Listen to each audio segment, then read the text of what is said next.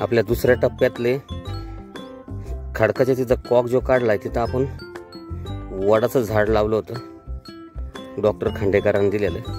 तर ते का जळलं ते कळलं नाही, पण आज उपटून बघितलं तर त्याला पूर्ण वाळवी लागलेली आहे आणि त्याच्यामुळे ते झाड मरलेलं आहे.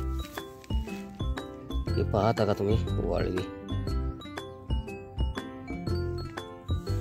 पूर्ण झाड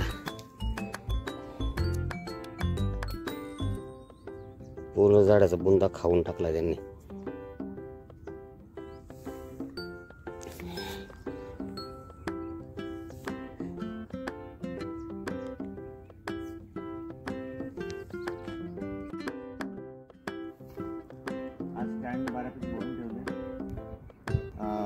आज केळीची 2 झाडं श्री पिसाळ साहेब यांच्या माध्यमातून आपल्याला मिळाली होती. गावरान केळी आहेत. त्याची 2 रोपं आपण लावून घेतली. त्याला कंपाऊंड केलेलं आहे बऱ्यापैकी, की फक्त त्याची जीव दरेस्तवर पक्षी कोणी हालचाल करून यानंतर कंपाऊंड करू आपण. आता याला तात्पुरतं केलं. खाली पाण्याचा वॉल जिथे आहे तिथे आपण एक अजून कंपाऊंड करून केळी लावलेली आहे. अशी 2 केळी आपण आज लावून घेतलेली आहेत. आणि खालच्या वॉल जवळ जे वडाचं झाड होतं त्याला वाळवी लागल्यामुळे ते झाड आज पूर्ण संपलेलं आहे. त्या ठिकाणी आता आपल्याला नवीन झाड रिप्लेस करावं लागेल. ते नंतर बघूया आपण काय लावायचे तिथे, ते करंज किंवा कांचन लावूया. 1-2 मिनिटं.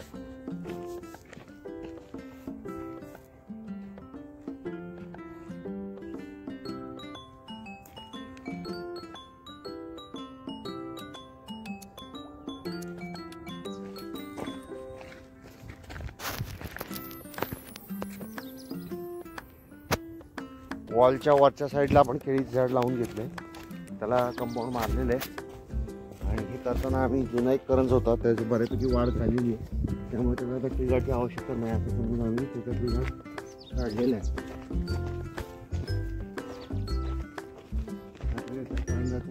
ट्रिगार काढून आपण केळीला एक चांगल्यापैकी ट्रिगार केलेला आहे. आणि मातीची भर खोल करून मातीची भर हे केळीच्या झाडाला घातलेल्या कंपाऊंड लगत लावला आहे. दगड वगैरे लावून आम्ही त्याला व्यवस्थित उताराची माती म्हणून आम्ही व्यवस्थित केली. तर पर्यटक मित्रांना आव्हान आहे की जर इथं तुम्ही झाडांना पाणी घालायला येताल तेव्हा केळीला पाणी घाला.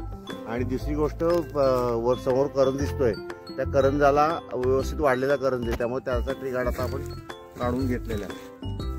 आपण जुन्यांचे ट्रिगार्ड काढून नवीन झाडांना वापरायला सुरुवात केलेली आहे.